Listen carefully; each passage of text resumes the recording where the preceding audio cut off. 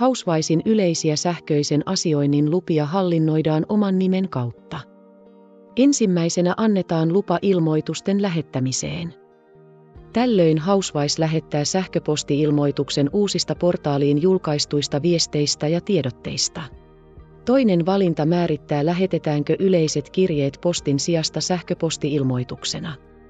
Kolmas valinta määrittää, lähetetäänkö yhtiökokouskutsut postin sijasta sähköposti-ilmoituksena.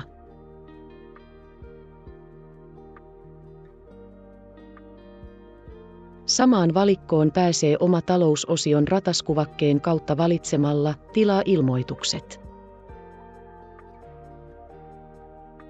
Laskuille on erilliset valinnat oma talousosiossa. Sopimukset -painikkeen takaa löytyvät sopimusasetukset.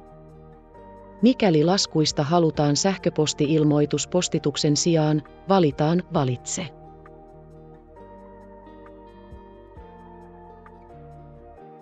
Vahvista valinta painamalla Kyllä.